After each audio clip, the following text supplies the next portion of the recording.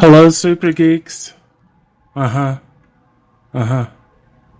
Uh-huh. Slimy it? Right. Okay, well, we'll get right on it.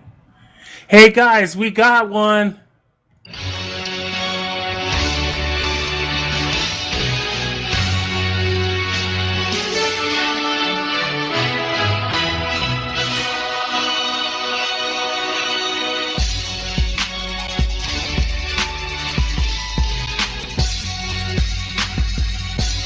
All right. Yeah, I didn't know we were taking phone calls. Well, the Ghostbusters are on vacation. I forgot about that. We're kind of like the call answering service. Yeah, that was a random phone call, but, hey, Deuce says he got a ghost and it slammed him. Yeah, well, now we got the exclusive scoop. They missed a call. Cool. All right, so how's everybody doing today? Doing good? Good. Any day that I wake up is a good day. That's when you get to the 60s, 70s, 80s, right, Anthony? Just waking up, you're alive, you got another day to look forward to. I figured at my... You shouldn't be talking about that at your age. I heard it from a dude that was like 80 years old, so that's him. I use it now. I use it. I learned from the old people. You have to wait until you hit little. Good No, answer. I learned from the old people. Any day I wake up is a good day. The good answer is any day I wake up and my enemies aren't dead is a bad day. Oh my. Well, you sound a lot better, Anthony. You sound a lot like... Yeah, I feel a lot better. Very non-zombie, that's good. Yeah, I feel human again. Even though I still have zombie in me. When did you not feel human? Oh, last week. It was just horrible. You have zombie in you? I didn't know you were a necrophiliac. No. There's a difference between necrophilia and being part zombie. I'm actually part zombie because I have cadaver in me. So you were part undead?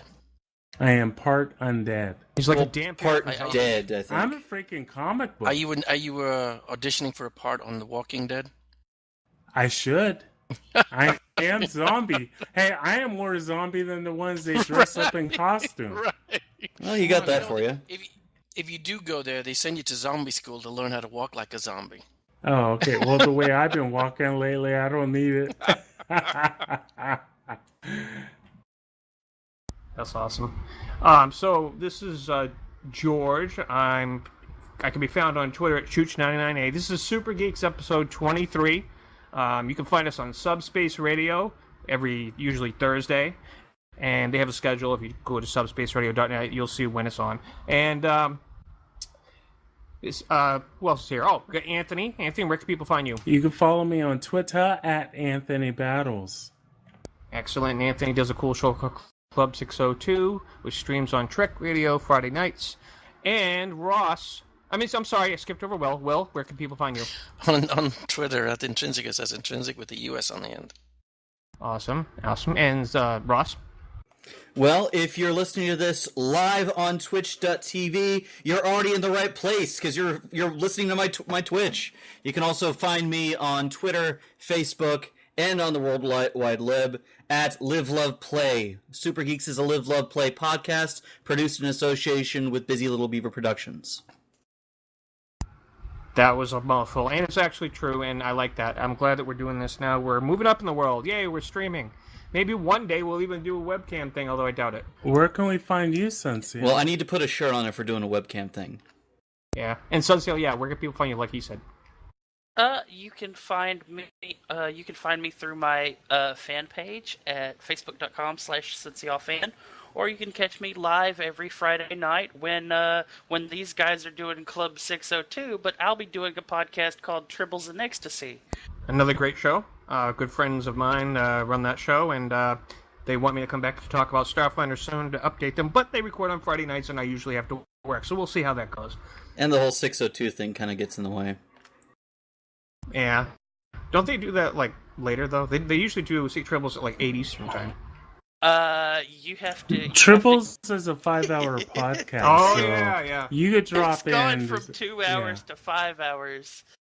Yeah, I forgot about that. That's a long show. 5 hours. Damn. That's Who a the hell wants lot. to do a 5-hour podcast? There has been so much shit happening this year alone, and not just Star Trek Online, Star Trek, fan films, Yeah. all the They bullshit going on right now. For the It's 50th of Star Trek. exploding.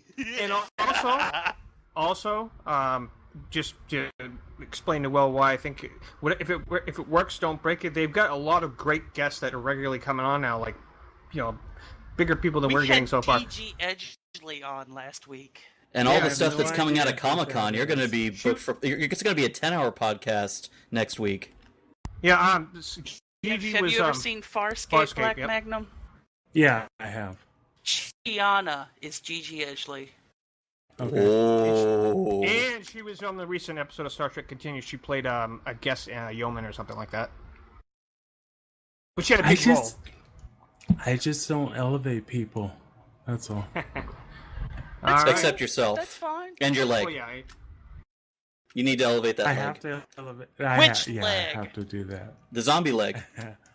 The zombie leg. He's got 3. Oh, I see. Yeah, we're picking up what you're putting down. All right, I gotta mark the stream I as hope adult not, 'cause sensitive. it means you play with it too much. Okay. All right. Well, there's a lot. I mean, it was important that we do this episode because next week's going to probably even be busier. But geez, whenever there's Comic-Con or Star Wars celebrations or something, that's always good for podcasters because you get sometimes a little information overload of exploding news drops. Tell me about it. I've been watching the IGN live stream of Comic-Con all day. I watched the celebrations one, but I haven't been watching the Comic-Con 3 one. years ago, I went to Comic-Con. I was dressed as Mace Windu. Well, you live in Nice. that area too, don't you? San Diego? No, I don't live Yeah. in San Diego. It's 8 hours driving from me. Oh, is it? Okay. I'm 8 hours 45 away. minutes on the plane. Yeah. I live in San Diego, An and hour- I'm sitting an hour on the outside the gate like Bartleby and Loki in Dogma. Oh yeah, okay. So, but my brother lives in San Diego too. Hey, yeah, so that's cool. Actually, you don't even have to go into the convention center to enjoy Comic-Con. It's spilled out into the streets. It's at different bars. Oh, I Actors know. and actresses I'm- will rent. I'm this is for those that don't know, Ross. Actors and actresses will rent space in restaurants and bars, and they'll have the crew give out prizes and things like that. So there is so much to see in San Diego during Comic-Con if you're unable to buy a ticket. How do you get a okay, ticket? so do you go online and just keep on hitting refresh until you get it? Yeah, you know what's interesting?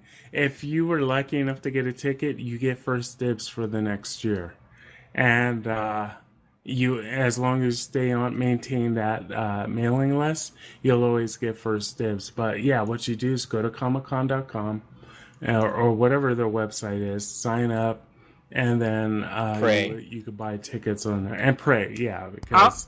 Because if it's anything like BlizzCon, those tickets sell out in minutes. Yeah, they do. What were you about to They say, do. son? I think you were trying to say something. So we're talking about Comic-Con, and that brought an interesting thought to my head. So with a little bit of a Google search, I have found out that yes, there is a convention called the Necrocomic-Con.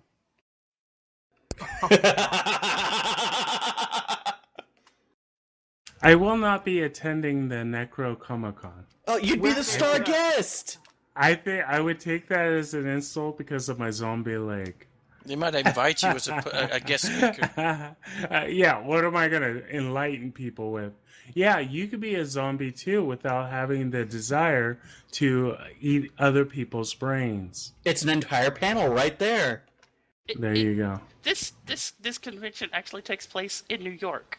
I was just about to ask where it takes place, and that doesn't surprise me. Necrocomic-Con is a festival of dark music, art, and lifestyle for the wonderfully unusual, the macabre, and the strange. Speaking, Yeah, Sounds I like a won't be party. going to that. that's the perfect segue to our first topic. I don't know about you, son, because everybody else here hasn't, but we're going to talk about it anyways. I'm not going to really spoil it too much. I'm just going to generally give my opinion of it. But Go ahead and talk, damn. all right, I saw Discuss it. All right, so I saw Ghostbusters yesterday, and I was surprised how much I loved it. and I'll explain why, because I wrote this stuff down so it wouldn't be just random. But I understand why they did a horrible marketing campaign. First of all, there's a reason why a lot of people didn't want to see it, because, and I heard they fired the guy that did all the trailers at Sony, and they did. The trailers didn't justify the movie at all. But in context, when you see the movie, it all makes much more sense. It's actually funny, and it's the stuff that leads into those clips that you see that makes it funny. It's if you just take a clip and see it, it looks stupid, but it's as you watch it organically. It's unreal how different the experience is, and everybody in the theater I talked to felt the same way. Another reason I liked it is because when they found out, when I told them I was a podcaster and I was reviewing it for tonight, they kept bringing me free Belgian ale, so that was a nice perk too. Nice. Lol. So you lied. I am a podcaster reviewing it. I can prove it. I got an ID and everything. I made it up with crayons. All right. Yeah. With crayons. Podcaster and spelled it with a K. That would be revolutionary, because, podcasting wasn't even Hey, a thing. at least he didn't go into a restaurant and say he was a Yelp reviewer. Oh, man. Anyone can be a Yelp reviewer. Yeah, that's true. That's on the point. restaurant. That's kind of the point. Well, anyways, I'll just go over my notes of why the movie worked, and then I know that some of you want to get into why you don't want to go see it yet. But first of all, they did a good job of showing. No one's going to be able to beat the original Ghostbusters. Well, not yet, anyways. But the pros about this movie that were a little bit better than the original one, and there's only a couple, is that they did a better job of showing their origin story and how they all got together to form Ghostbusters better than they did in the original one. I know that's hard to believe, but if you see it, you might actually agree. And by the time they get to the point of, the media called them Ghostbusters. Everything was, they didn't want to be called that. And then when they get together to form Ghostbusters, Kate McKinnon she steals the whole movie. I've heard some reviewers saying it was like she was in a different movie and they didn't like her in this movie because she was fine, except she didn't feel like she was part of this movie, and that's not true at all. I don't agree with that. She had this one moment that I'll but not detail why spoil, people calling it the ghost foo moment, where she sicks out on the ghost with these two proton pistols, and it goes into like this amazing choreographed combat sequence where she just goes crazy, batshit crazy, and she just wastes all these ghosts. And it's just the way they choreographed it was just unreal. The ghost, what I call the ghost combat scenes, definitely better than the original Ghostbusters. But they've had that was like 40 years ago or something. No, 30. I don't know, whatever amount of years ago it was. So But the ghost combat was a little better. They did a great exposition of every detail of how and why the proton packs work to be realistic as much as they can. They even used the term cyclotron. I remember talking to a guy once. I'm not straying. There's a reason I'm going here. I remember talking to a guy once at a party who was a radiation treatment person for people with breast cancer, and he said that the only reason we can treat breast cancer is because of Ghostbusters. Dan Aykroyd had hired Army scientists to create a realistic device that could possibly theoretically capture ghosts.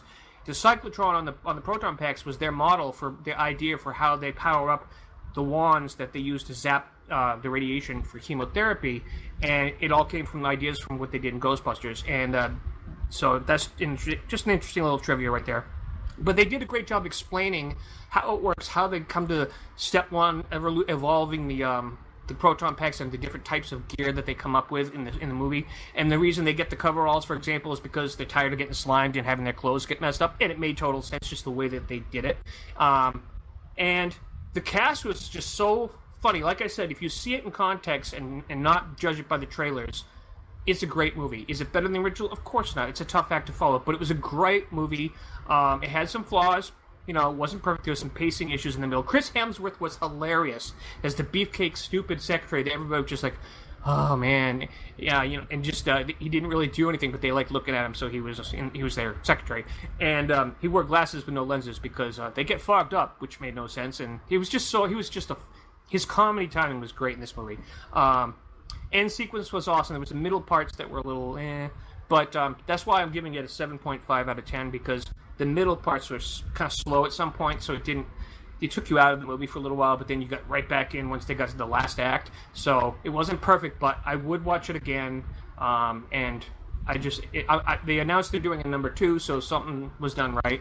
And so that's pretty much my take on it. So let me ask you a question, sure. Because there's still a lot of negativity around the racial tropes that are in the movie, especially around Leslie Jones and Right. her character. What did you feel about that when you were watching? Did you even notice any racial negativity or? Not at all. I think that, I mean, it's a comedy. Sometimes they're going to use tropes that are going to be for this. Like, for example, they actually make fun of Asian people more. So wait a minute. Back up, because I am aware that Leslie, Jones. she's been in this Twitter war with people on Thing because they've been calling her nasty things and so forth. She quit Twitter because of it. What exactly has happened, though? Well, I mean, there was a scene in the movie. Well, there's a scene in the movie. Give me the scene in the movie that they're okay, basically. And it's in the trailers too, so it's not like this is a spoiler. Everybody's seen this scene. There's a scene in the movie where they go to this concert. It's like a Ozzy Osbourne concert, and the bad guy. Oh, that's the other thing I didn't like about the movie. The bad guy's whole goal was really lame. But other than that, they went to this Ozzy concert, and there was this dragon ghost thing, and nobody really knew about the Ghostbusters yet. This was their first big catch, like the hotel with Slimer in the original, and not Kate McKinnon. I forget the other one. The girl with the glasses, the Melissa McCarthy. Yeah, that's it. She jumps. They need to get to the ghost, so she does. She dies off the stage and they catch her and they start carrying her across the stage. So Leslie Jones decides she's going to do it too, and she jumps and they all clear a path and she hits the ground and she says, "I don't know if it was a lady thing or a black thing, but I'm pissed." That was the That's the it. Yeah, I've seen that. That's all it was. Yeah, I've seen that, and that's what they were. As far as I can recall, that the only slightly Asian, I don't even want to say it's a trope. The characters, they can't afford the rent for the firehouse that the classic Ghostbusters had. They wanted that. It was a different callback when they were looking around and the lady was showing them, and the rent was like $200,000 a month. So it's just like they're like, what, or something like that, $26,000, and so they had to settle for setting up their first headquarters above a Chinese restaurant, and they're in the movie. Throughout the movie, in the beginning, there's this one guy who delivers the Chinese food to Melissa McCarthy, and he's always so slow. And even when he's downstairs, he can't get upstairs to deliver it any faster. And they don't really point out his ethnicity as to why, but they kind of use him as the butt of a lot of jokes. So some people might say they're being racist, but they're not actually saying any rude things about, Well, the negative racial tropes were based on Leslie Jones's character. Yeah. Because she portrays a strong black woman, and they're loud. Yeah, but I don't get this whole thing. Remember from the first Ghostbusters when they were in the mayor's office? I forget the actor's name. I think what was his name? Ernie Hudson. Ernie Hudson. Thank you, Ernie Hudson. Yeah. And he says, and he comes in, he has to interrupt, and he gets into the mayor and he says, "I have seen shit that will turn you white." Yeah, that's what he said in the original, right? Oh, all the original Ghostbusters have that already. And everybody, you can see all the people in that room taken back, but nothing was said. The thing is that today, little things can get spread on the internet, and that's why at Twitter. I mean, I don't. Ridiculous. Well, there is one other thing I can think of that might be why people are... My question is, if they're upset at her for being this strong black woman, where's all the people fucking upset at Tyler Perry for being a strong black woman? I have no idea. I just got that. Yeah, that's pretty funny. One other thing I think... Third most popular movies on the ship back in the day. Oh, yeah? I could think of why it's possible that there's another reason. I don't know for sure. I don't remember if I've seen this on the internet. But there was one other thing I could think of that maybe is the reason why they're upset with her role, is because she's the only one of the female Ghostbusters who doesn't come from a scientist paranormal background. Well, neither did Ernie Hudson in the original. He wasn't a smart one. She's a subway worker, and her role, the reason she convinced him not to let her get hired is because she knows the whole city back and forth. Whenever they need to get to a call, she knows exactly where they need to go, because that's all she did at the subway station was look at the maps everywhere and memorize everything, and she knows the shortest way to get to everywhere. It made total sense why they would hire her, even though she came from a non-educated, as educated as them. To me, from the original, Ernie Hudson, he was the sane one. Everybody else was crazy. Remember when they were in the cell and they were he says, no offense fellas, but I'm going to get my own lawyer." He was the sensible one. Do you guys care if I give you a He's small... just that. I'm just. I remember when you get an interview, he says, "If there's a paycheck at the end of it, I'll believe anything you say." I mean, And in the expanded canon of Ghostbusters, he actually went and got a doctorate, so he wasn't the dumb one for the entire time. He was the guy back because everybody these were nerds, these were idiots, these were the guys in the. I mean, you had Bill Murray in doing his Bill Murray thing, but they were talking all this crap. He was the guy that grounded it. It's like, that's to me. He was one of the better characters in it because he was actually the real one. Because everybody else was just crazy. Hey, do you guys mind if I give you a minor spoiler? Do you care? How minor? I honestly don't care. Go ahead. Give us a spoiler. Okay. It's not that big of a deal, but it was a surprise to everyone in the movie, so I don't know if you guys want me to spoil. That's why I'm asking. I mean, by the time just tell us. All right. Ernie Hudson is the uncle who gave the hearse to this Ghostbuster crew. He's the uncle of Leslie Jones. Cool, that's cool. I like that. That's good. She keeps mentioning she got the hearse from her uncle's funeral home, and when they did the paint job and put the Ghostbuster logo, she said, "My uncle's gonna be pissed," and she kept talking about the uncle all through the movie. And then near the very end, their car gets destroyed. They need a new one. He brings the new one. When he steps out, it's Ernie Hudson. Nice. They all had good cameos. Bill Murray's character was the stupidest. His role was like the Mr. Walter Peckman or whatever. The guy's trying to debunk them.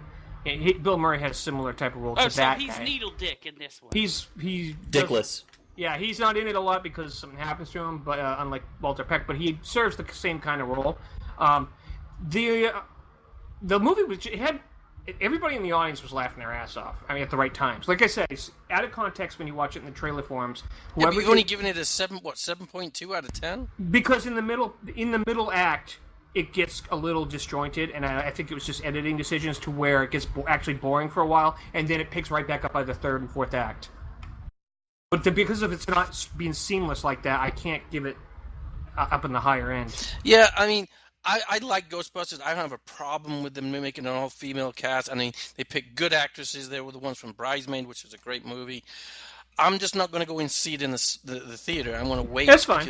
But the thing is, because again, like Anthony has said, it's the remakes.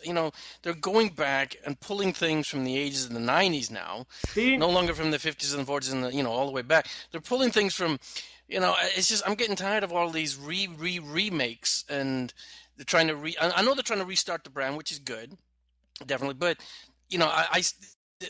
for me, Ghostbusters was unique when I went to see it. Yeah, exactly. Because it was nothing. It was following Animal House. It was following. Well, not only that. So so they're trying to recreate that. I don't see them being able to do that in today. Well, the thing that really pisses me off is they didn't need to remake it.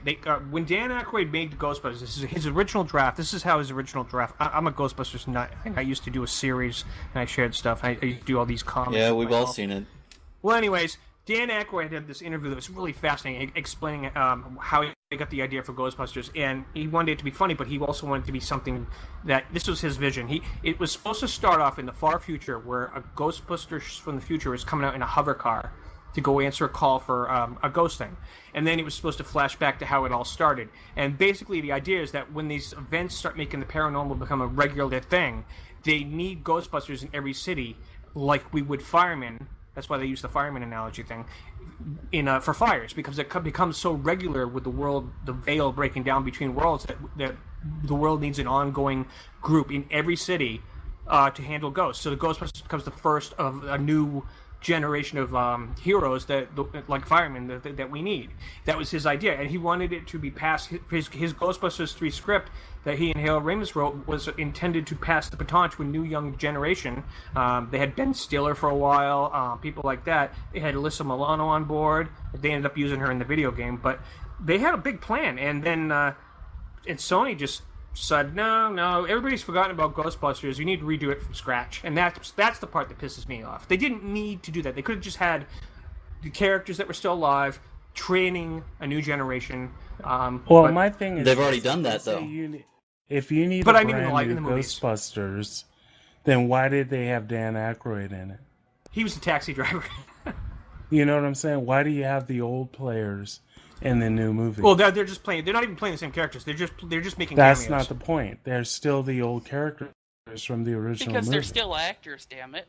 They do that. Yeah, but they were trying to pay homage. But the thing is, if you're going to restart it, do it completely. Just do a whole exactly. new story. You don't need the old you don't crew need that. to do the new. Oh, you know brand. that I kind of think we're missing an even bigger discussion we should be having. What's the that? fact that in all of this, this female one is the first of 2 that's supposed to be coming out. That's right. And they're also talking about making this a shared universe and having another version with males and females mixed together. That's going to be like a separate, like they'll alternate between this cast and another cast that's mixed. They've already been talking about that. They want to make a shared movie universe. My question is, what studio decided we want to remake Ghostbusters that isn't Sony? Because Sony's already had theirs. Columbia is the main company that does Ghostbusters, the originals and this one, as well as 20th Century Fox. They're all kind of working together. They're all associates. But yeah, they use the Columbia logo in the beginning, just like they did in the very... That is a huge freaking orgy of just studio houses that normally compete against each other for a film. Oh, there is one twist to this movie that's not really a spoiler at all. This is something different. In the original Ghostbusters, the world believes in ghosts by the end of the movie, and they know that the Ghostbusters are all, yay, the world loves you. This one's different. There's FBI characters who bring them in to talk to the mayor, and he's played by Andy Garcia, and they explain to them how they know what's going on, but they have to cut. The world can't handle it. So whenever they go in to take care of a problem, their job is to cover up what really happened and make the Ghostbusters look like idiots.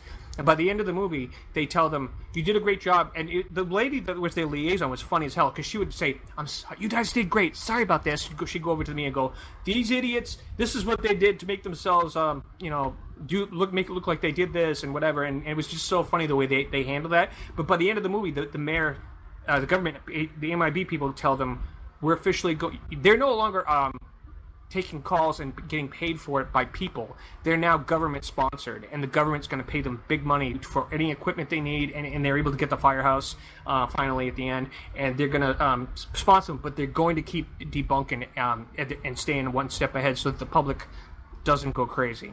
So it's kind of like a little bit of X-Files in that area. That was I didn't mind that twist, but I'm curious to see whether the second movie, it'll just get to the point where the population just doesn't believe the government anymore. So. I was a fan of Ghostbusters for a while, but more of the animated series. Yeah, I really like the original Ghostbusters cartoon and the follow-on they did in the 90s, Extreme Ghostbusters. And I played the video game, the one on the old 286, 386. Well, the one.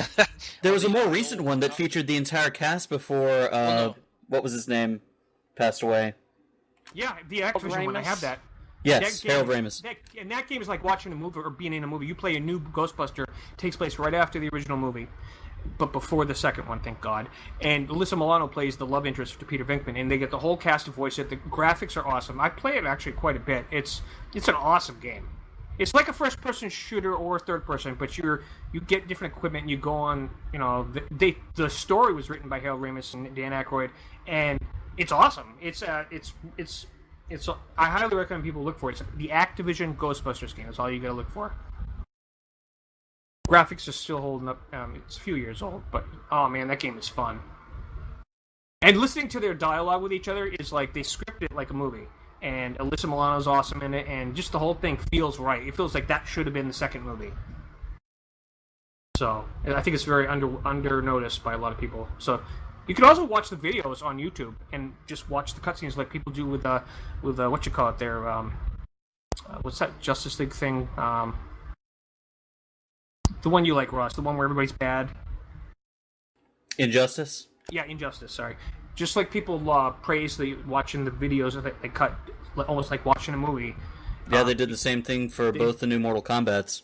Yeah, and they did that for that Ghostbusters game I was talking about. If you look it up, you can really enjoy just watching it. Watching someone play it out and all the cutscenes. It's awesome. And they're hilarious, those things they say to one another. So anyways, yeah, I know which Ghostbusters you're talking about. The one where Dan Aykroyd was one of the only ones, him and Ray and Egon were training the new Ghostbusters. And then there was that one episode where they brought all the other original Ghostbusters back. And, Yeah, I remember that was cool. my favorite one because they converted a cement mixer and a garbage truck into a proton vehicle and a vehicle-sized trap. I also am going to recommend, because it was I got to know the cast because I was so overwhelmed by how good it was. There's a group from Denver that does these movies, fan movies. The first one they did was Freddy vs. the Ghostbusters. It was a kind of low budget fan film years ago. Then they got so popular they didn't have GoFundMe back then, so they did it the right way. Alec Peters, and they made Return of the Ghostbusters. Now this is an original cast. One of the characters is the nephew of Egon, in story-wise, but the city of Denver shut down half of the city for them to film an incredible special effects chase sequence with all these ghosts. And it's a great fan film. Look it up, Return of the Ghostbusters. They had an awesome band that did a grunge theme of Ghostbusters that was called Riverseed, and they have a music video. And it was one of the best fan films of something besides Star Wars and Star Trek. And the plot, real quick, was this guy who was a professor figured out that after stealing a Ghostbusters trap that he can actually use it. And it makes sense. He can use it to open it up in front of people and steal their souls out of their bodies. Because if you think about it, it makes sense. And he uses those souls to charge up this amulet to get the bad guy monster to be able to break free into our world. But it's actually a great plot, good acting, awesome special effects, and I highly recommend it. And they didn't get in trouble with Sony or anybody because they did an original story. They didn't try to get people to pay money for it. So that's how you do it. You just gotta do your own thing and just get the money for it. All right, so that's a lot of Ghostbusters information. So yeah, What's next? I'm just a huge Ghostbusters fan. All right, I was getting to what's next. All right, so another new thing that we were going to talk about today. I know some of us here have watched it. Some of us haven't. I binge watched all 8 episodes of Stranger Things on Netflix, and absolutely awesome. And if you grew up in the 80s, you were gonna love this series. So I'll let someone else start talking about their opinions on it. Why don't you tell us your opinion on it, George? All right. I think he's tired of talking. Well, I just want to give someone else a chance. That's his show. I know, but you guys hadn't seen Ghostbusters, so I had more to say on that one. But well, I thought it was great. I absolutely love those kid actors. I think they're the best kids on TV since the Goonies, in my opinion. They all play Dungeons and Dragons, which was a big theme in this series, and that, of course, got me right in the gut right there. They did realistic Dungeons and Dragons references too. The two brothers who made this series probably played it, I'm assuming. And it was just full of 80s nostalgia. They did a great job. They didn't go over the top with the 80s nostalgia, but they made it very, it was kind of obvious, though, like the E.T. references and the Goonies and Stand By Me. That was all kind of there. By the time it starts off slow, but by the time you get to like the second and last episode, I was just blown away. And it starts off slow, but by the time you get to episode 8, it picks up, is what you're saying. Episode 8 is the last episode, by the way. Yeah, there's only 8 episodes. That's the nice thing about Netflix series. You don't have to get dragged in through too much fluff. Yeah.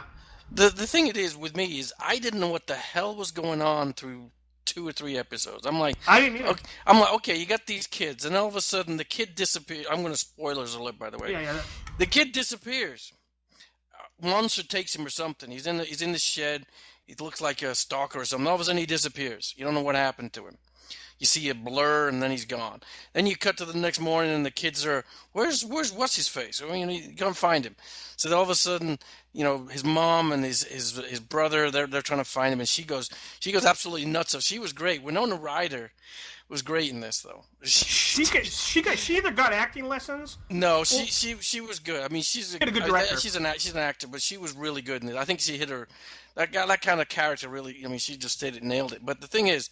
So I was all of a sudden they're searching for him, and the kids are like, "Well, we got to go look for him," and they get on their bikes, and then all of a sudden you cut to this military something or other, and they're doing something, and it's got Matthew Modine as the bad guy or the semi-bad guy who's got this girl trapped. I'm like, what the hell?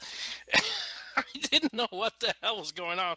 Then at the end, right at the end of episode 2, this girl who's just had her first sexual encounter with her boyfriend up in the attic. Her friend was telling her, "Oh, let's go." She said, "No, I'm gonna have." She went to have sex, and her friend was sitting on the diving board of this person's house, and she looks over, and all of a sudden, boom, she's gone. Okay, so then you cut to the third one. She's in some kind of alternate reality, and she gets dragged. I'm like, what the hell? Yeah, and you know what? Yeah, it was pretty. It was. They never. It really was. I gotta watch. I was like, this is the thing is. This is what those episodes do. He said, I gotta see what the hell's going on because I watched the next one.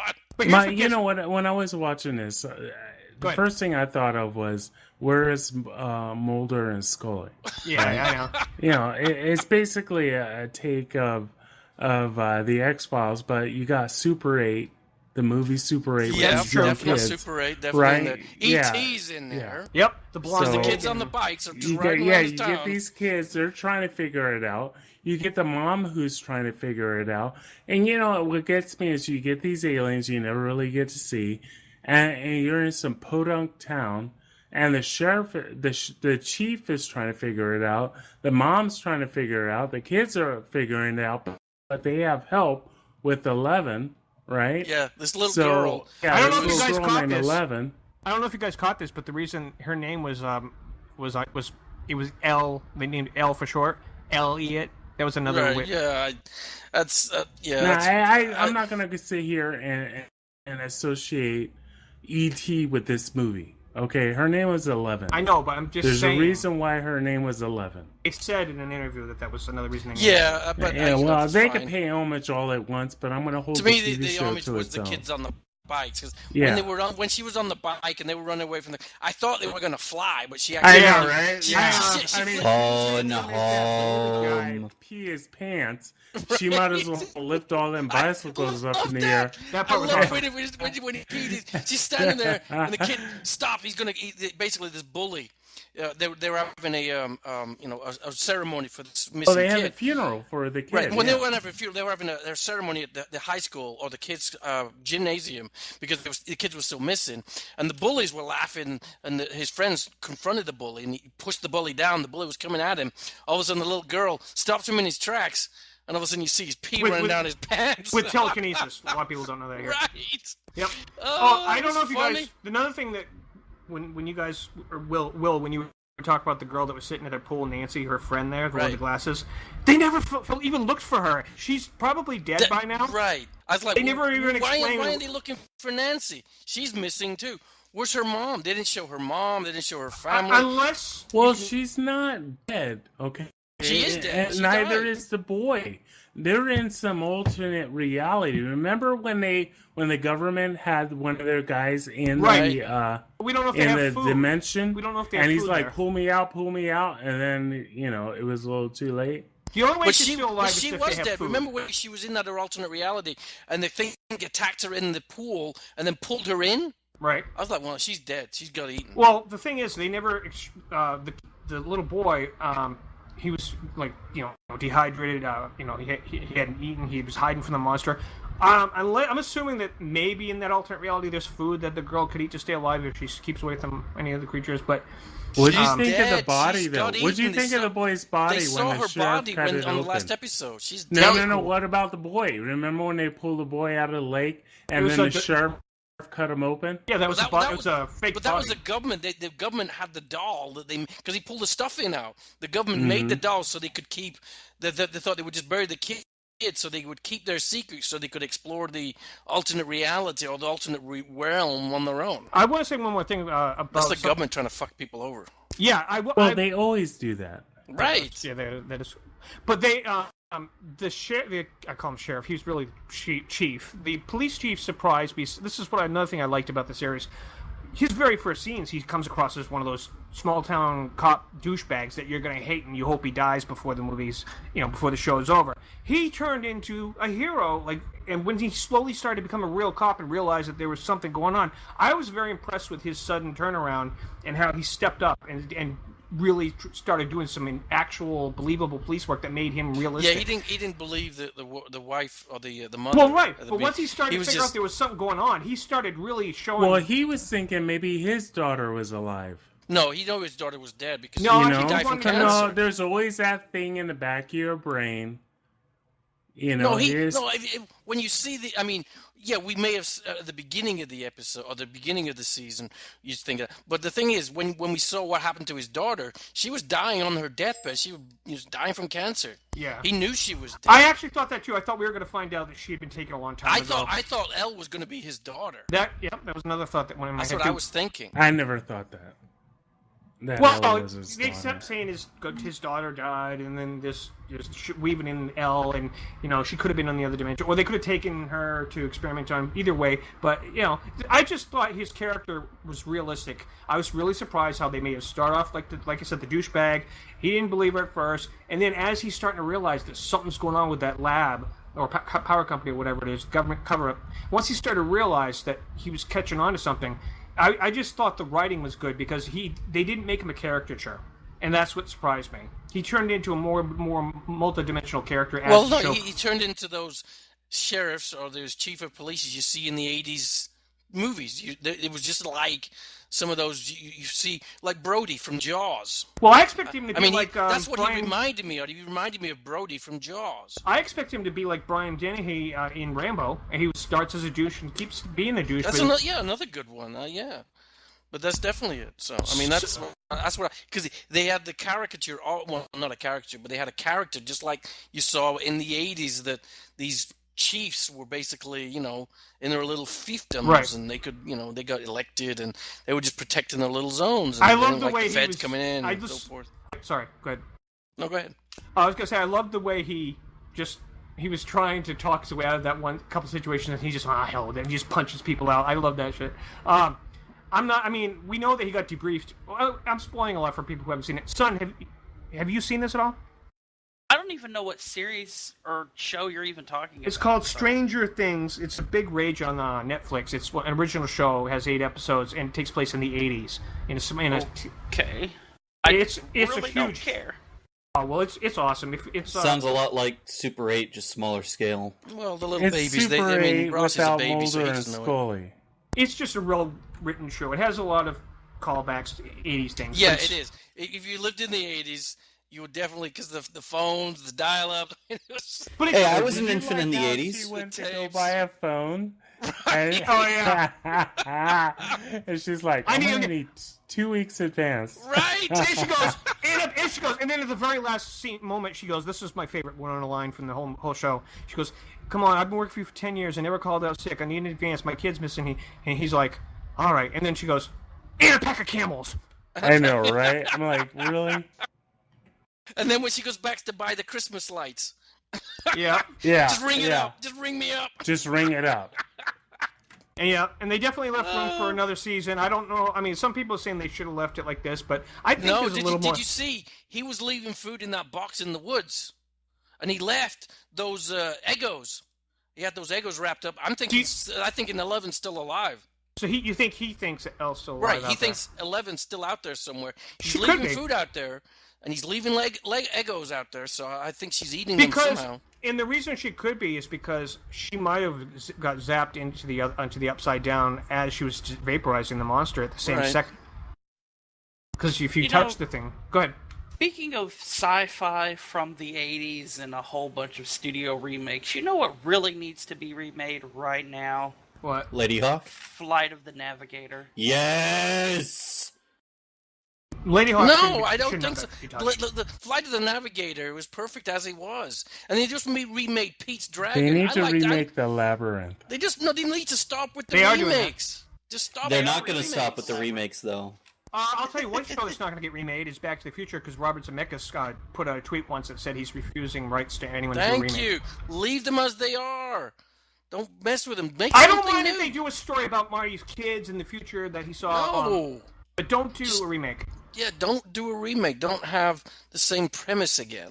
Well, it's different though. Like if they do another Last Starfighter, it's another 80s thing. They've been talking about doing one about their. Oh, you see, this Last Starfighter was perfect as it is. Don't ever remake the Last Starfighter. No, I'm not saying remake it. That was a perfect movie. Right. I mean, you don't screw with this. Just leave them as they are. The head actor, I forget the guy's name. He was talking once on an interview that they've been planning on making a new one about his son that him and the girl had after they took off.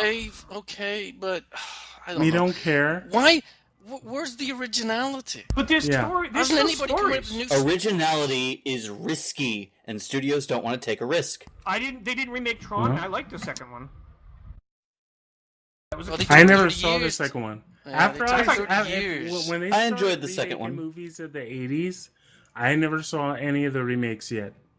Even with Ghostbusters, I have yet to see any remakes. Well, Tron wasn't a remake. I've seen the new Tron on, but I watched it when it was on TV. But that's my thing. That's what I'm saying. It's not a remake. It's a continuation of the same story, and the story did have more room for stories to be told. Some movies do lend themselves to following up on what happens like after that last movie. That doesn't mean you're not remaking it. Well, but, I know that they were planning on making new Trons, but Yeah, it they didn't got do very well canceled, in the yeah. original. But because it got a cult following, that they did it. I mean, Right. I understand the cult activity where people get behind movies and they like them, but for me, leave those movies in the past. Come up with some new ideas. Get a book. Or just do something original. If that's the case, they might as They well don't need to remake reboot Rocky books. Horror. Books are fine as they are. We don't need a movie. Well, I mean, you've got books on tape or But books there's on nothing wrong with audio. following. There's People don't nothing even wrong. read books anymore because they can listen to somebody reading it to them. Audiobooks have been around for a very long time. It's not a new I thing. know. But What about Star Wars? I just read the damn book.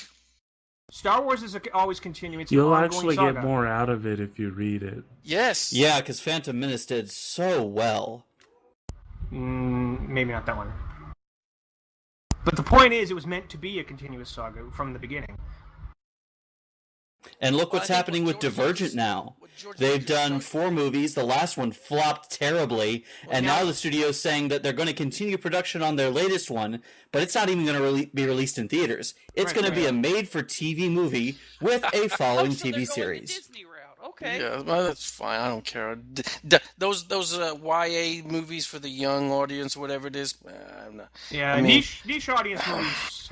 They can go either way when they try to make. Well, I have to pay a lot of attention about that. My girlfriend is crazy for those kind of stories. well, I've never- they're girl chicks. Yeah, they're chick flicks. Girl chicks. chick flicks, definitely chick flicks. He was talking about chickens probably because there are male. He didn't say chicklets. He said chick flicks. Chick flicks, yes. Sixlets? What? Well, that was one hell of a rabbit hole to fall down. All right. What's Hey, next? Guys, All right. you guys pulled a sci-fi that's nothing but rabbit holes and wormholes and everything. All We right. pulled a hard G&T. Yeah. Squirrel. Okay, so the next topic is news that dropped the other day. It's a strong rumor. I want to call it strong because a lot of credible sources are such as comicbook.com. What's the rumor? The rumor is that Batwoman and Constantine and Oracle are going to be coming to the CW. Batwoman is supposed to be, and Oracle is supposed to be coming in Supergirl. Constantine has already been on Arrow, but they're testing out. A lot of people think when they started showing Constantine on CW's streaming network, they're testing out an audience for giving him his own show, and that's a rumor too. My thing would Okay, be, I saw the article. Why would Batwoman be on Supergirl, especially after that Batman versus Superman movie? Because she's That- a girl. Batwoman is Oh, because they're women, yeah. Yeah, you've got a female president. Yeah. And Kat Kane is freaking badass. She's totally different than Batgirl. It's a different character completely. She's a military special forces type. She's one of the first lesbian major characters in DC. She has really earned a big following in the comics. Here's She's my thing only about been- that. Go ahead. So they want to start including the larger DC universe into the TV series. The problem with that is Arrow has kind of become the Batman of the DC TV stuff, with a lot of the characters kind of diverging and taking on Batman-like roles. For example, Felicity in Arrow is now confined to a wheelchair after being Right. shot by a villain. She's basically Oracle now. Yep. They never thought they were going to get the rights to Batman because the way it worked back in Smallville. You for talking about example- Felicity? No, she's walking now. She is? Well, yeah. No, she walks now. She I- walks now. yeah, She's got a yeah. She got a chip in her chip back. in her Alright. spine, yeah. I need to catch up. Well, yes, But you listen, do. real quick, the Update that info. the thing Gotta is get the girlfriend to stop watching Beauty and the Beast. Yeah, Well- you definitely need to do that. they used to not be able to have the rights to either Batman or Superman if there was a planned movie coming out. It was that was why they couldn't get Batman on Smallville. But Jeff Johns said in an interview not too long ago, now that he's been put in charge of a lot of DC's, like the movies and a lot of other things, he was the one who convinced them to start allowing characters that used to be off limits into the TV show so that they can make the fans happy and start building a better DC reputation for going forward. And that's why if Superman can be, he's the one that allowed it so we can have Superman actually face-wise and speaking-wise be in Supergirl starting next season. And if they can have him, and people are saying that one of the other rumors is they're going to be able to bring in Batman and Supergirl too, and it's not just Batwoman, because I also heard Batman's on the table too. And if that's true, I believe it, because if they can, like I said, if they can have Superman on TV, Batman's the same reason they haven't had Batman, except in the way he is in Gotham, is for that same embargo they used to have about the rights from TV, from movies. So now that he's already made one exception with Superman, who's just as big as Batman, then people are not going to be surprised if Batman shows up. Because if Batwoman and Oracle are in Supergirl, the universe is starting to open up even more. So I think it's great. I think it's I think that Batwoman's a different character. Do you think they may be introducing too many characters? They're not going to have Batman. I mean, there could be too many now. They're getting crowded. Yeah, it's getting. Yeah, but there's still Flash and Arrow you got to consider as well. It's not just Supergirl. There's nothing wrong with making the fans. Flash. There is nothing wrong with making the fans happy, as long as you tell. But as long as you tell a good and, story. and then there's Gotham. That's the thing. Are they just doing it and throwing him in there as fodder? Will they have a good story arc? Well, that's the thing. If they use him, so far they've shown me on Supergirl that the writers, we've all raved about the show. I think the writers can handle it. We'll see that on Flash. Now that the Supergirl's on the CW, hopefully they will maintain standards. The only show that hasn't been consistently great is Arrow, and I think that's just because it was the first one, and that they're the ones that keep on launching the new what ones. gets me about Arrow is like half the city knows who the Arrow is now. Yeah, no, I mean, not really. The thing about they don't know who he is. The thing with Arrow is he's always so down. He's like he doesn't want to do it. He's moaning. I mean. Come on, you started it. You went around shooting people with arrows. Yeah. Find then he gets in fight with the black guy, and then he's just get sad back because to he's it. not friends with the black guy. And the thing is, going back to that damn island. Stop doing the flashbacks. Get out of that. They do get a little annoying. We don't need that Reminds anymore. me of Batman. Well, that's the thing. It mirrored Batman too much. Well, I mean, but they are. That's why. Just because Batman comes on if he comes on Supergirl, it'll all depend on whether they do some event like the Crisis, like we talked about in one episode, where they end up merging their worlds together, so they were always on the same Earth. They did hint that that's possible in that episode with the Flash when she was talking about if everything vibrates on the same frequency, then they can see each other, and that's kind of what happened on Crisis at the end of Crisis on Infinite Earths, and they've been hinting about the Crisis. They've already they're doing Flashpoint Paradox, so. See, this is part of the comic book superhero genre problem that nobody really addresses. It's all these people get upset when there's suddenly like a black Iron Man who's also a chick. Okay, you're pissed because it's not Tony Stark. Okay, I get it. The superhero market itself, period, has so many freaking superheroes that to create a brand new character is to almost guarantee them death.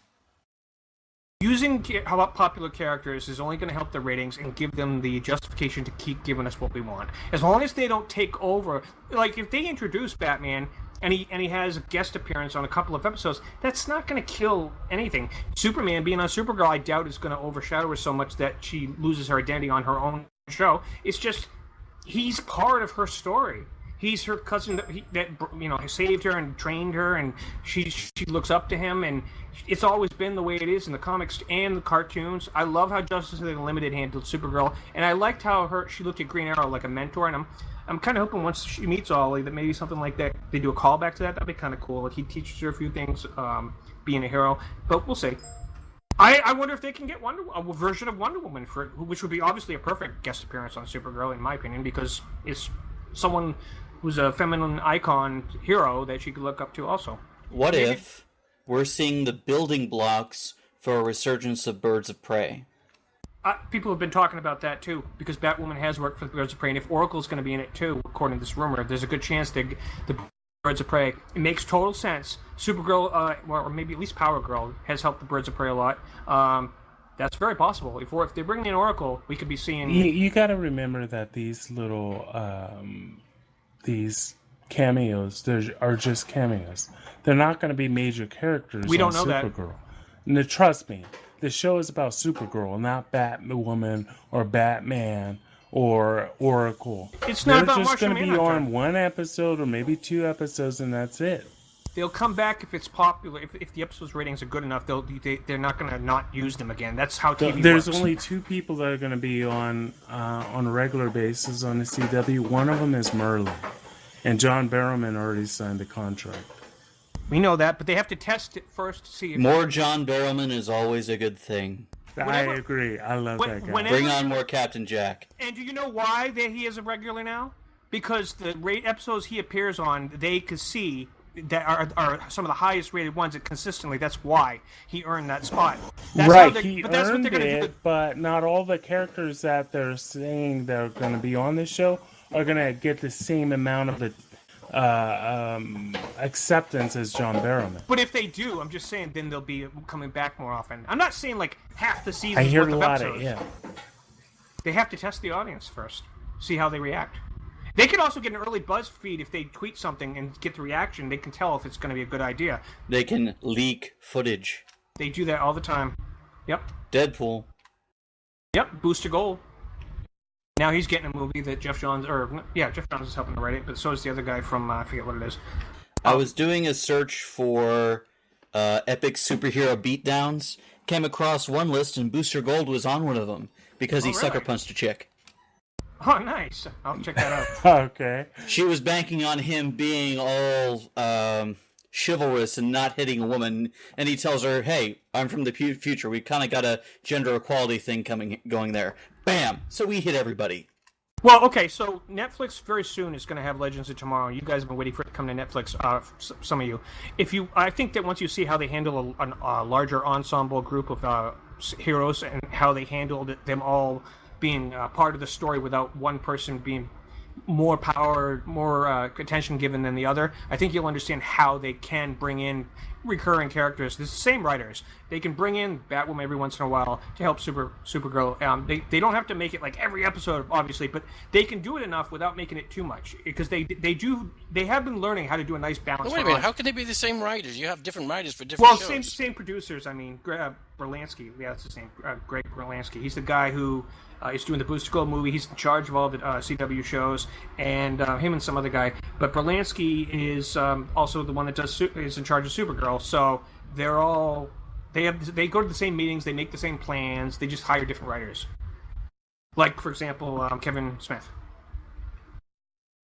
who's coming back to write more.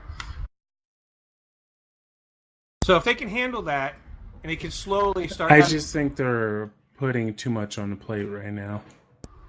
They really need a solid second season out of Supergirl, and if every single episode has a new character like an Oracle or a Batwoman in it, it's going to ruin the show. Depends on how many... There's 20-something episodes in Supergirl seasons, unless they change it, and there's plenty of episodes for them to have every... I'm just saying, as a consumer who watches this stuff... You have a guest every, 5 episodes. That's not going too crazy. I mean, you can still have plenty of appearances in one season, is what I'm saying.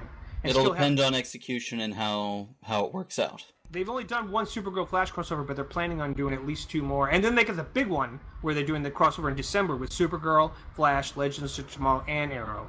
So, we'll see what happens on that one. I want to see some made-for-TV movies. Anthony's opinion actually counts as a consumer. What do you think, Anthony? No, that's her opinion. She could say whatever she wants. I don't care. I mean, considering the fact that he said he's gone through all of the Agents of Yesterday stuff from level 0 to level 50 in, 45 minutes? Yeah, I don't really count his.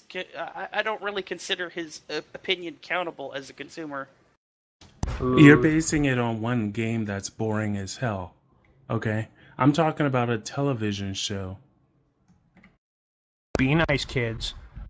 Actually, you don't really have to be if you don't want to. But anyways, yeah, I mean, I'm gonna disrespectfully. I was gonna say respectfully disagree with you on the they have too many. No, you're more than welcome to. Why? That's why we do this, because not everyone's going to agree, Right. and everyone can say their piece on it. He'll just catch you in the parking lot later tonight. That's right. With my zombie leg. What's next on the list?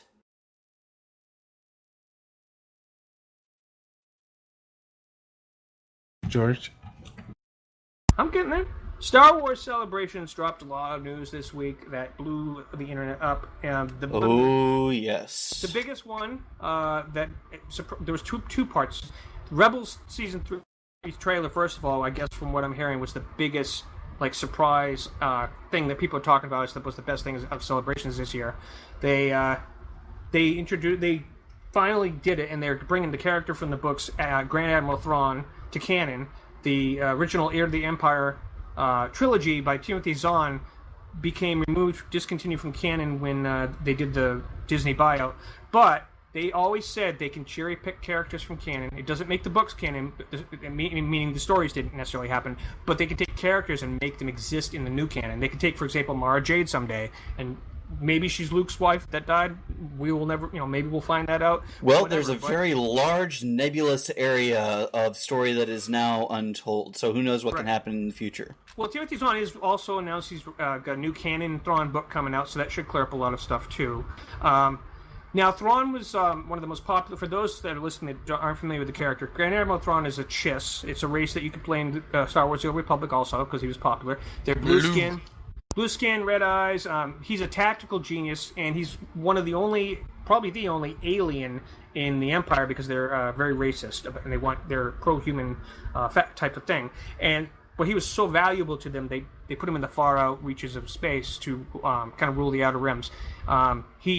The way they portray him in the trailer is dead on, spot on. They had a little featurette showing Timothy Zahn's reaction to Thrawn, and he loved what they did with him. So they got his approval. And everybody's freaking out because everybody's been wanting Thrawn to, come to the show or something in Star Wars besides the books. Now, one little point I want to make before I go to somebody else's thoughts on this. There's one part of the Thrawn story they're not going to have come back. They explained this in the Celebrations panel. Although they did a callback to it in the painting behind him, the creatures called the Isi Yelamari, which are these little creatures he used to use as a defense against Jedi, because if you have one on your shoulder, they make you immune to the Force. Just in your vicinity, actually. In a vicinity, like a bubble, right? So Luke couldn't. Because he had him on this bridge. Right, so someone couldn't force throw him, someone can't use force lightning on him, stuff like that. It evens the playing field. However, they said, Dave Filoni, who's the producer of Rebels, said that they had a long discussion with both George Lucas and Timothy Zahn. They said that just the physics of it just doesn't work in the new canon to be able to nullify the force like that. So they paid an homage by having it in a painting, but the creatures aren't going to be in the show. So that's about. My question is, are we going to see the Nogri? That's a good question. And what about Jorah Saboth, the Jedi Master? Screw that clone. I want my mini Jemadar. The Nogri were pretty cool. I like how they called Princess Leia Lady Vader, stuff like that. So what does everybody think about this? Why don't we start with... What would they call Luke, then? I mean, they didn't call him Master Vader. I don't think Luke met the Nogri. No, it probably did. I mean... What? Master Vader. Oh, God. That was good. I'm going to have to use that somewhere. Wow. You got to do a hashtag or something on Facebook about that. So you better patent that quickly.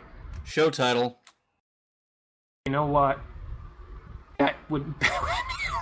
All right, but I'm separating the words. Gonna have to. Wow. Because that's going to make us more like Club 602. Nothing wrong with that, but yeah, we're trying to... stay in between. Wow, that blew my mind. What else were we talking about? That because that just took over. That blew your mind. That was awesome. Yeah, the Nogri were cool. What is everybody else? Who else here has read the Twitch screen updated. I've met him. I've read him. I've read them all. What are a your long thoughts? time ago, but I've read them. Did you see the trailer for Rebels about this? No. Okay, I'll link you later. I think you'll be happy with Thrawn's portrayal in this. But what do you think of the news in general? That Thrawn. See, I liked it. I'm pissed that they took it out of canon because I liked those 3 books. They were fantastic. This was right after Jedi. I mean, the Return of the Jedi had been a while. He came out with these 3 books. I was like, wow. I mean, this was better than Return of the Jedi, as far as I was concerned. The way that he wrote those books. But if they're bringing him back into the canon, I'm all for it. He was a great character. He was a challenge. The thing is, he's not evil. He's not like Vader. He had the thing. Look, this is the way I want it. I want this order in the universe, and he was going to bring it. He said the Jedi are wrong, but he was pushing his way forward, and he was doing it. And I couldn't root against him. Well, here's the cool thing. You're going to like the trailer because it's all about showing how this new adversary is kicking the rebels' ass with his tactical genius, and how he's looking at all the paintings that are floating around his office and he's studying them and saying those famous lines like, "In order to know one's enemy, one has to know about their art," and blah blah blah. And the guy who voices him is awesome. And he hopefully they'll bring him to live action too, because they have already done that. So the precedent is set. Forrest Whitaker's character he plays in Rogue One is a character that was in the Clone Wars. They revealed. I forget the guy's name. He was. Did you already move on because you didn't get my opinion on it? Yeah, you kind of just squirreled way to the left. All right, sorry. Go ahead, Anthony. What'd you think? Well, I looked at it and I liked the trailer. My thing is this: Grand Admiral Thrawn is not a bad guy. He just has a goal to have unity. Right. Now, it may not work with the rebels, but it certainly works with the Empire. So, it's hard. Some people are going to have a hard time rooting for the rebels when Grand Admiral Thrawn is in there. Would you agree with the statement that the Timothy Zahn trilogy launched the Star Wars expanded universe? Big time. That really bodes well for me as far as the character. I think Thrawn is going to be the vanguard of the reintroduction of old canon elements into this new Star Wars universe. Also, by reintroducing him, he doesn't necessarily have to suffer the same fate he did in the Last Command. He could be alive during the Force Awakens movies. He could very well be a governor in the New Order. That's possible. We don't know how long Chiss lived. Or his fate could have been exactly the same as a parallel. We don't know. In Star Wars The Old Republic, I do have a Chiss. Yeah, and his name is Chiss Magnum. So, there you go. I'm glad Maul's making a return, too. I have a prediction that Kanan's going to kill him by the end of the season. A lot of people are saying that. There's no spoilers given out, but a lot of people are feeling like Kanan's going to get him back for what he did. Quite possibly, but revenge isn't the Jedi way, and Kanan, at his heart, is still a Jedi. Son, what did you think of this news? Do you even watch? Have you ever watched Rebels before? Not really, no. I don't keep up with... Well, hell, I've never been part of the Star Wars fan anything, so... That's fair. All of that stuff is kind of foreign to me at this point. So to hear news that the bad guy isn't really that much of a bad guy is kind of compelling. It's interesting. Antagonist is a good word for it. He beats people. Yeah, he's just a protagonist. He's not bad. He's just protagonists. He also uses his intelligence to defeat his chat. He studies people's art. So he's a blue version of the Batman, essentially. Except he doesn't physically get involved, right? He's not. He's like Vader's, like all tough guy and everything. This guy's just a tactical genius that if he had stayed alive, probably could have defeated the whole New Republic by himself, without even ever facing Luke or anybody, because he's just so brilliant. He studies the culture's art and uses that to understand how they think so that he can anticipate their moves in combat. And the way Timothy Zahn wrote his tactical decisions made a lot of sense, and it was just brilliant. He's very careful, meticulous planning. He stays one step ahead of everybody's plans, and it's really hard to match him. And they if show that Thrawn is back, I'm hoping we see Pelion as well. Admiral Pelion was his right hand, his protege, and if I remember correctly, he was in Clone Wars as well as one of Anakin's ship captains. You know, it's possible too that they will end up legitimizing some of the Heir to the Empire stories in a new way, because that would have happened way later, anyways, to the time period of Rebels. Well, that's what I'm saying. I think Thrawn is going to be the first of a wave of reintroduction of old characters reintroduced in new ways from the expanded universe. Definitely. Also, for Doctor Who fans like Son, Tom Baker is playing a character called the Bindu. He looked awesome in this because he reveals himself that he says, Jedi and Sith, the darkness and the light. I am in between. Darkness and light. Then he says, I'm in the middle. I'm the Bindu. And then he's seen in scenes showing, he's like a giant character, and he's showing Kanan a new way to look at the Force. But he warns him that once something's known, it cannot be unknown. But he's doing all this cool stuff. I think he might even give Kanan his eyes back or something, because he does something that makes Kanan come out of some kind of a dreamscape. But then all of a sudden his eyes are glowing green, and I screen froze a shot where he's fighting. I think it's Darth Maul, and he didn't have his blind covers on his eyes, unless it's a vision or something. There is a precedent for blind Jedi. In Knights of the Old Republic, there's an entire race that did not have their eyesight. Yeah, Maruka? I forget the name, but she was one of my favorite characters. And they see and sense the world, the universe around them through the Force. No, right. I think that's where Kanan is headed. Interesting theory. It'd be cool if they brought that race into canon. They've already brought on Rebel. Mira Luca. Yeah, there you go. I knew it was Mira something. Yeah, there's so much they can do. Some people are predicting that because Thrawn was always the alien in the group, that the Emperor will allow him to be used to do some damage to the rebellion and then send him into the far side of the galaxy like he did in the books, because they don't want him getting too powerful, too climbing in the ranks. The Mira Luca cannot be trusted, Outcast. Do not mate with her. I'm really curious. Ezra in this trailer. I'm only going to talk about Rebels a little bit longer. There's other Star Wars subjects, but Ezra is showing to be getting more powerful. He's sort of like in a Luke stage, like he was in Return He's growing up at this point. He's growing up. He's dabbling in the dark side. He's using the Sith holocron. Maul's trying to convince him to embrace the dark side. He's not there yet, but he's getting to notice that when he uses his anger, he gets better results. And he's sicking out in the trailer against all these stormtroopers and getting cocky. You can see he's getting very overconfident. Well, look who his master is. Kanan. Yeah, and Kanan is cocky. That's true. He became humbled by his being blinded by Maul, but yeah. All right. Oh, and they also showed that Wedge is going to be introduced. He defects from the Empire, or from the Academy for the Empire. Who else? They're showing how they're going to find the Y-Wings for the first time. There's a lot of cool stuff happening. So I can't Rex wait is still around, and Ahsoka may be alive. Here's some wait. If we're going to see Wedge defect, does that mean we're going to see Biggs and Hobby defect as well? I hope so. I hope Biggs, Biggs, because they all seem to jump ship at the same time. Yeah, and Biggs, he was with other people, so it's possible. Maybe they didn't say their names, so they didn't spoil that part. But Biggs, the actor who plays Biggs, was speaking at Celebrations, and they have so many stories that they have out there about Biggs, and he had so many cut scenes that were put into DVDs later with him and Luke, and just he supposedly had a lot of cool adventures long before Luke joined the rebellion, and he was a hero. So there's some untold stories yet to give him some spotlight. So that would be awesome. One of the trivia I want to drop before we switch to the different subject of Star Wars is that, speaking of Rex, this was officially announced by Dave Filoni, and JJ agreed with him. There's a scene in Return of the Jedi where there's a rebel soldier.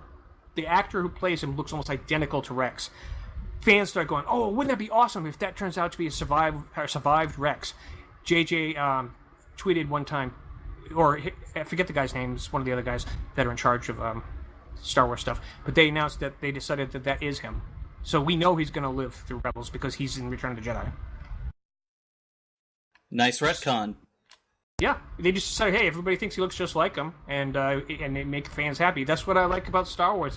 They're doing all these things to make the fans happy. Now, if Star Trek could just keep it up too. So, anybody else have something to say about Rebels before we switch subjects on that? No? Okay.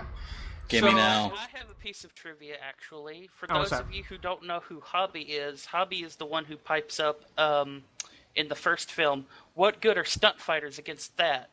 Yep. I think he had a voice or said something to somebody over the comm in the snowspeeder battle in Empire, but I could be wrong. I'm going by memory. I want to know Dak's story. Dak was the guy who was Luke's gunner, and Exactly. he got What killed. was what was he doing before he got crushed by a AT-AT? There's a lot of little minor characters that they've been doing a good job of paying little detail on, bringing them somehow into canon. Yeah, but I don't really know. I mean, he's dead, so I mean, Everybody he got dies squashed. someday. Yeah, well, he had a life. Well, but, so's Han Solo, but he's getting his own movie. oh, who cares? And he should have died a long time ago. I actually think Han will show up in Rebels 2 at some point. I think that because they brought Leia in, why not? They could just run into him and Chewie or something. But with that movie coming out, maybe they'll wait. I don't know. But they've had Lando too, so anything can happen. I personally believe they need to keep all that separate. You got to remember, Star Wars is a very large galaxy. I mean, if you're running into the whole everybody story from is a large galaxy. Exactly. Okay. I actually agree with you. The reason you're right, there's a podcaster out there that said something like, whenever they do this stuff, it makes the universe smaller, not bigger. And Exactly. They need to, Right. Yeah, I you agree need with it to be big. Rebels everywhere. We just talked about this with Yeah. Ghostbusters. Why are you bringing people in? Don't And you pay Luke homage to the previous- Skywalker wasn't a rebel. Just to keep let it you know. separate. Make it a big galaxy, and you don't have any ties to other films. Well, okay, so there's also rumors that when Rebels concludes, the next animated series will take place either after Return of the Jedi and tell stories in the time of the Heir to the Empire type that we haven't seen, what Luke and everybody was doing, or it will be set during, in between, like, Empire and Return of the Jedi, and we'll see stuff that happened. I don't know, but they're talking about they're going to keep jumping forward, so we'll see how close they get to those time periods and tell other stories. Hey, they did the same thing with Rebels. They brought a cameo by Leia and stuff like that, and Vader, but they have most of it's all original characters and characters from the Clone Wars that they brought back, like Rex and Ahsoka. But that all made sense the way they did, and even Ahsoka didn't overshadow everybody else on the Ghost crew. She was just in there every once in a while, and then she had a big part in the last scene, tying her arc with Anakin and Vader. So I was very happy to see Tarkin. In Tarkin, Bring on more of that evil bastard. he's going to be in Rogue One, so we'll switch to that subject because Tarkin is? He was. Yep, they talked about that celebrations. Tarkin's in Rogue One. Of course, everybody knew this was coming. Is he CGI or an actor? It's an actor. They did a good job of making a guy look like him at the very end of Return of Revenge. It is going to be a hard act to follow Peter Cushing. I don't know. Shit. I mean, They- yeah. they do a good job of on. getting- I mean, that guy was badass in that movie. I know. I mean, come on. I doubt he'll. And just look at his acting career. The guy's got chops. Yes. This is true, but I only think he has a small role for, like, maybe saying something over a hologram. I don't think. But again, this is what I was thinking. The way that they brought back Tron, they had Jeff Daniels. I think that's his name, right? Oh yeah, they could They do did that. a CGI of him on a double's body, on another guy's body. Well, that guy that played him at the very last scene of Revenge of the Sith on the bridge looked just like him. Now Yes, they just- but can he? Yeah, he Sound looked like like him, him. He right. had he had the swagger. But can he match that inflection and presence once he talks? The Rebels and actor who plays Tarkin does a good job with the voice. I guess they just have to match the two, the look and the. Or like Will said, maybe they'll do a CGI thing. And I sort doubt of he'll like have a the small role. actress who Tarkin was plays the Mon commanding Mothma. officer They of found the Death someone who Star. looks just Right. like Mon so you can find people that look like the actor. Well- but what Ross is getting at is, will these actors be able to bring the same flavor, the same Performance. gravitas to the screen as the original? Thank you. You're welcome. Yeah, we haven't really seen from the clips that I've seen. I mean, we've seen Mon Mothma, and Well, so there's a- she We've looks seen like the officer in white. I don't know who he we've seen is. the officer, but Well- I haven't heard her talk yet much. So I mean, I'm not seeing how Well- she's gonna. And Mon Mothma didn't really have a big character. I mean, she was small, but I guess fans will. They had know a Well, young- some I of it. heard the new one talk. I mean, the whole thing with her is she looks like Mon Mothma. That's the whole Right. thing right there. She does look like her. It was the She same never- actress from Revenge of the Sith, wasn't she? Yep. It was a cutscene, but yeah, she was in Revenge of the Sith in a meeting with the Jimmy Smits is also coming back as Bail Organa for at least some small cameo. Nice. Something. So one of the things is they did drop another trailer that none of us have seen because the internet doesn't have it yet. It was an exclusive trailer, but they did show the making of the featurette with Rogue One that showed a lot of awesome things. They released the first official poster that isn't anything like other Star Wars posters because it doesn't have all the faces and everything like they usually do. It just shows, if you see the featurette, this is a very Saving Private Ryan themed. In fact, they hired the guys who wrote Saving Private Ryan to help them make this movie. And they wanted it to be a full-on war film that's nothing like any Star Wars film you've seen before. A hardcore, balls to the walls war film. And the featurette makes it very clear that this is not a normal Star Wars story. Well, I saw the required watching list of films that they had for the actors and a lot of the staff. It's definitely With along Rogue that theme. One, the original scenes that they filmed, they had to refilm because it didn't pan out. It didn't turn out the way they had hoped. So they had to reshoot a lot of that movie. They happens. 40%. They reshot 40% of it. That doesn't mean that was a bad thing because they just want to make a good movie. Again, like Anthony says, they filmed it. When they cut it, they didn't have the look that they wanted. They went back and reshot it. I don't have a problem with that. I heard that it was because they wanted to do a different type of experiment with a camera, a way they do in a camera sweep during the big battle, stuff like that. But because it's different types of shots that they got ideas for. Showing the featurette shows stormtroopers coming out of the water, getting ready to invade like Normandy, and the rebels getting into it with them in a huge free-for-all battle. A new gunner that's like a new type of alien. They show the girl there, the main character, holding what looks like the plans to the Death Star, running through the beach with the other characters, just trying to not get killed. That looked awesome. She has this one cool line where she goes, "May the Force be with us," and that was interesting because she's not a Jedi type, and this is a time when most of the Force belief has been snuffed out, like it was. Well, that's common among the rebels. They still hold out in belief of the Force, as we saw in A New Hope. Yeah, that's what their icons that they use. The symbol is supposed to mean hope, kind of like Superman's S there. The other thing too is there's a character in this movie that is, as they describe him, because Entertainment Weekly did a character bios on all of them, and this one character is played by Danny Cho. He's a non-Jedi Force user, martial artist. He uses the Force along with his martial arts, so he's probably going to be pretty kung fu Bruce Lee like. From the trailers, it looks like it too. But he, according to his backstory, he believes in the same philosophies as the Jedi Code. He just isn't a Jedi. He just never became one. Is it racist because he's Asian? He has to do martial arts. I don't know. Probably not, because they just want to get a good martial arts choreography. I'm sure somebody's going to point that out at some point. Anyone who wants to find a problem with anything is going to find what they want and use it until we're all sick of hearing it. It's just like with Leslie Jones and Ghostbusters. Exactly. Haters gonna hate, bitches are gonna bitch. Yeah. The internet's very self-entitled these days and get very offended very easily, and they like to start. Oh, that's just people in general. Now there's just a larger soapbox. A lot of them do it just to get something to blog about for their sites too and get hits. Hey, look at me! I'm a part of something. Yeah, because if they can get something started on the internet, on Twitter or something, they can then link it the next day and say Twitter explodes because of Donnie Cho being a stereotypical martial artist Force user. When in fact it's just 20 of the accounts owned by the same person. Exactly. Probably. So Rogue One, they did anger a lot of people, but they had a right to do this. They kept saying that they were going to drop the trailer on some ABC special that night after they showed it to the people at Comic-Con, and they didn't. And, well, they didn't say they were definitely going to. They implied it, I guess, but there's different stories being put out there. They had every right not to do that, but for some reason they didn't, and they made a last-minute decision not to do it, and basically the internet went nuts because they felt cheated. They shouldn't have hinted at it and teased everybody and then not done it. And then other people are arguing they have a right to do that and give the people at Comic-Con who paid and waited in line something unique before they release the trailer. So everybody has different opinions about that. What do you guys think? It's their property. They can do whatever they want. I'm not going to criticize somebody, their property, their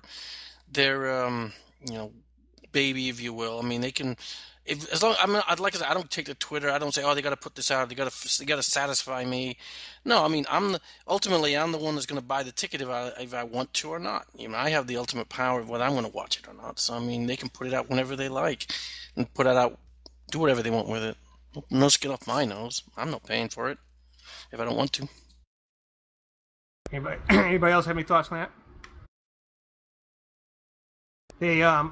They did something else that was different. They showed how they're doing the opening crawl for Rogue One, and it's really different than anything they've ever done before. What they did was they start rolling the same opening crawl from the first Star Wars, A New Hope, Episode 4. They take this one paragraph that talks about Rebel agents stole the plans for the Death Star. They then make it go from a crawl to the words, the whole paragraph coming up forward, and then they start doing the Rogue One, that alarm, and they start making it go fuzzy and cut, do all these little cuts and stuff. But they're like moving it in closer as they're showing you. That's what the story we're telling is this paragraph from the crawl of A New Hope. That's how they're doing it, and I think it was really cool the way they did it. So you guys should check it out sometime. It's all over YouTube. You can look for it. Just put Rogue One opening crawl. You find it. So that was leaked because I also saw. No, it wasn't leaked. They streamed it live on. They streamed that one live on Celebrations. Okay, so I mean, but they released it so you could see it because I heard they showed us that they weren't doing a crawl at all. It's not really a crawl. That's the thing. They're taking a paragraph from the original crawl. Then it goes upright and it just comes towards the screen, and it just basically says to the audience, we don't need to make a new original crawl because this is the part we're taking to tell the story of how this happened, how they got the Death Star plans, and that's all they need to show you. And they're putting emphasis on it. I just thought it was clever the way they did it. But technically it didn't have its own crawl. It was just basically like saying, this is what we're telling for a story, this untold thing here. So, yep, I thought that was pretty cool. All right, and that's all I had planned. But Ross, do you have any other information from Celebrations that you can think of that you want to mention that I may have forgotten? Not from Celebration, but I do have a couple other subjects I'd like to bring up. Sure, go ahead. How many of you guys are familiar with Counter-Strike Global Offensive? I've heard of it. Oh, you Everybody mean else? the whole gambling thing? No, Yes. I've heard Counter-Strike, but I've never heard of anything like that. So here's the deal. Because I didn't get into it, and screw those people who are going to get in trouble. Oh, yeah, some serious trouble going on. So Counter-Strike Go is a very popular co-op or a team-based competitive first-person shooter released by Valve. It's been out for a few years, and most recently, they've included a loot drop system, which includes rare skins for your guns. So you want a gun that has a bunch of Christmas trees on it or things like that. You can get these weird patterns from these drops, and some are much rarer than others. And essentially all of this stuff is bought through the Steam market, much like the hats are for Team Fortress. Yeah, and you can redeem them for real money within Steam. And that has given rise to very large gambling sites which trade in skins. And recently, there's been an issue with these gambling sites cheating the players. Or what seems to be cheating. Because no, it is definitely cheating. Cheating? No. Oh, don't tell me so. So here's the deal. Several Twitch streamers have been featuring these sites often during their streams as they're playing Counter-Strike Go. And it's turned up recently that a lot of these streamers own a majority of these websites and can actively manipulate the algorithm for the numbers that come up. Okay, I'm going to stop you right there. The first thing about this is that it's an FCC violation because yes, they partly co-own it, and in most of the videos most of their streams, which go straight to YouTube as actual YouTube videos, there is zero disclaimer that they own the website or they are partnered with the website in any way. So it's an FCC violation. Oh, yeah. And they can be fined outright. 2, there is no proof as of yet that they have manipulated the betting rolls. Although it does lean to look like they have done so when they're streaming. There's no proof of it yet. The last report I read said there actually has been proof uncovered by several journalists, and the information has been turned into the authorities, Twitch and Valve. The offenders have had their Twitch channels suspended, and they've even been banned from Steam, and their entire library, in addition to their accounts, is forfeit. Wow. What if it's a violation of the FCC? Will they face criminal charges? Yeah, most likely. So they get banned on Steam, they get banned from Twitch, they get banned from everything else. Plus, they can go to jail. The Oh, yeah. They're all probably from China, so they're not going anywhere. No, these guys are American.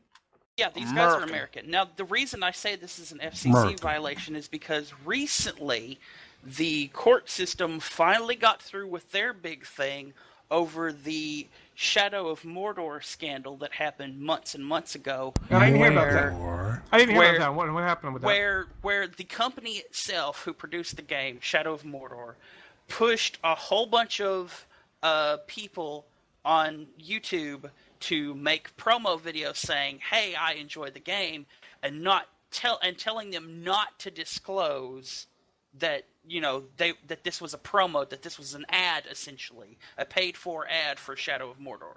And that company got into a whole hell of a lot of trouble and was slapped with a whole bunch of FCC fines, and they fought it, but the courts have recently come back and said, yeah, no, what you did was shady as hell. You can't do that anymore. Yeah.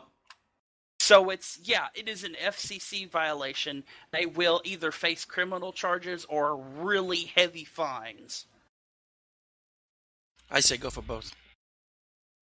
Interesting. But I think the bigger the gambling and money making aside, I think the worst part of this is the fact that they knew this stuff was going on, and they would say, hey, don't go there if you're not allowed to do that stuff. But the websites themselves, the website in particular that they were using, which is CS:GO Shuffle. Well, that was one. There was another one that was actually owned by 2 other guys. But the problem is these websites were set up in such a way that the minimum age for participating in their gambling was the age of 13. Oh, I didn't know that part. Yeah, that changes things. That's where it gets really weird and internationally, and stuff starts getting really bad. And to top all that off, the major currency was the skins themselves, which make determining from cents on a dollar to thousands of dollars, depending on the rarity. And that income was not declared in taxes. Of course not. They weren't betting on real money. They were betting on skins. So they're like the Alex Peters of video games. Which is their legal justification for the thing to exist in the first place. We're not, it's okay that they do it. It's not real money. It's skins. But now Twitch and Valve have completely banned the practice. After more and more stuff started coming out, specifically about the age issue. Yeah. Really threw down the hammer on all of those websites, even the ones that were actually legit. Interesting. Well, better to drop the ban hammer than to face multi-million-dollar fines. Well, and that's, I can understand that, but at the same time, that doesn't stop the fact that there's now a class action lawsuit that's been cobbled together against Valve for this happening in the first place, because of the ease of connection to your Steam account and to these gambling websites, meant that parents who let their kids play, like the game itself, suddenly started turning all of this, essentially all of this Steam money into the website for the purposes of doing the gambling, and these parents did not know this was going on. That was another thing that was brought up. The Steam is actually going after these guys as well for using, I forget which program it was, but using that part of Steam, using that connection. But Interesting. yeah, it gets the.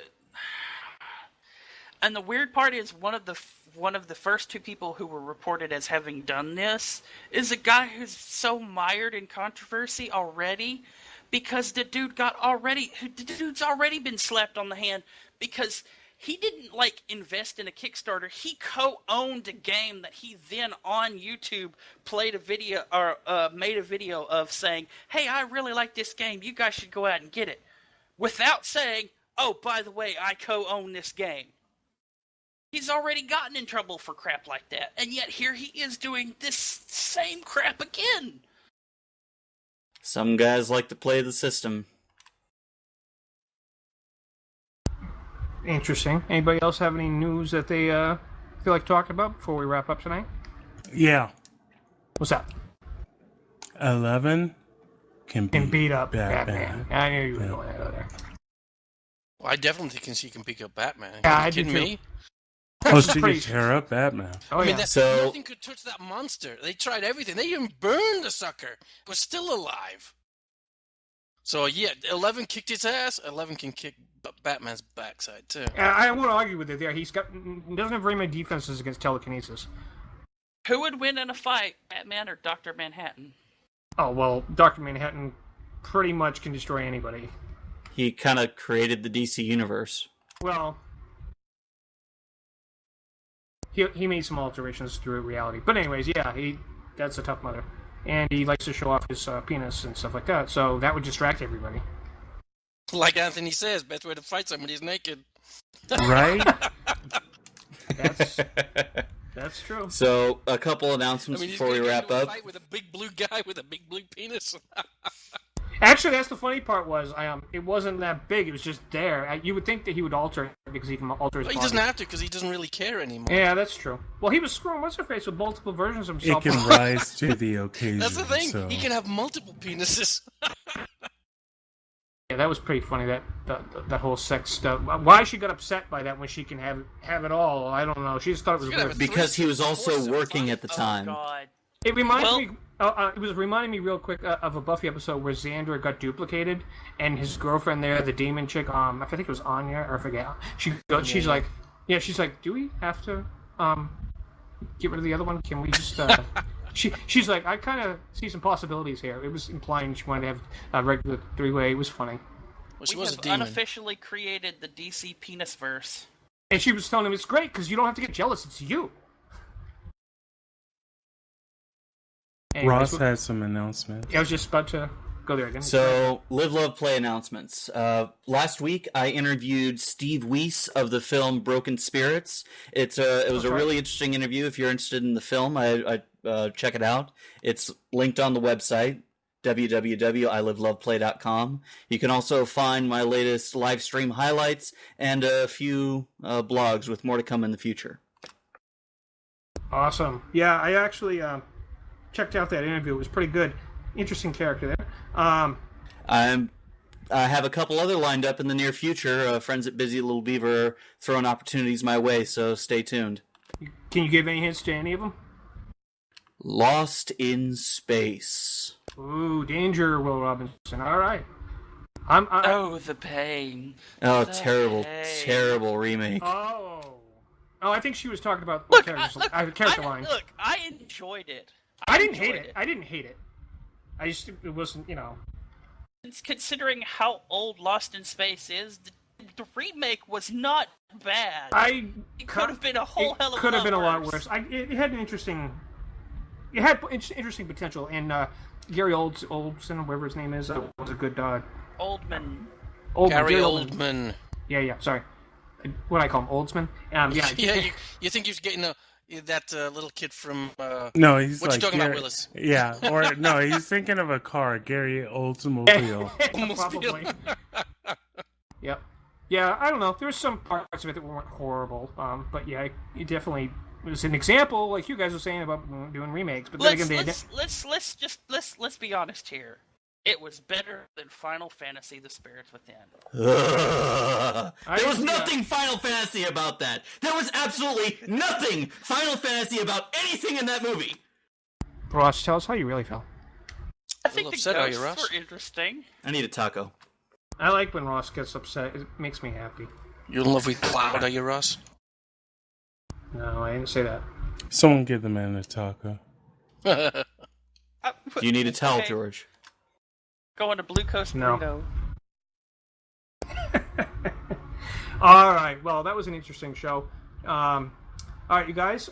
Next week, I'm hoping I'll be able to catch Star Trek Beyond. I know Ross saw it, and we'll hopefully be able to do a good review of it next week. If you guys, if everybody hasn't had a chance to see it, we might just, No, you can. I'm not going to go see it for a couple of weeks, but you can review it. We're going to do it as a special. I don't care about spoilers. We're going to do it as not considering it. Ross had the idea of doing it as a separate, like, you know how we did the Civil War review. We'll do it like that, where everybody gets go around the table and do their thing and then rate it, and we'll It'll be independent of the normal show schedule. Essentially, Yeah. it'll be a if I air it spoiler on cast Subspace, episode. yeah, because if I air it on Subspace Radio, there's no way to keep it a spoiler alert because it's not a video. People might start listening. Live, to Love, it. Play exclusive. Yep. Although on Live, Love, Play, you can put something on the screen that will warn everybody. So Yes, I can. that's a good idea. All right, everyone. I want to thank you for joining us. This was episode 23 of Super Geeks, and we'll see you next time.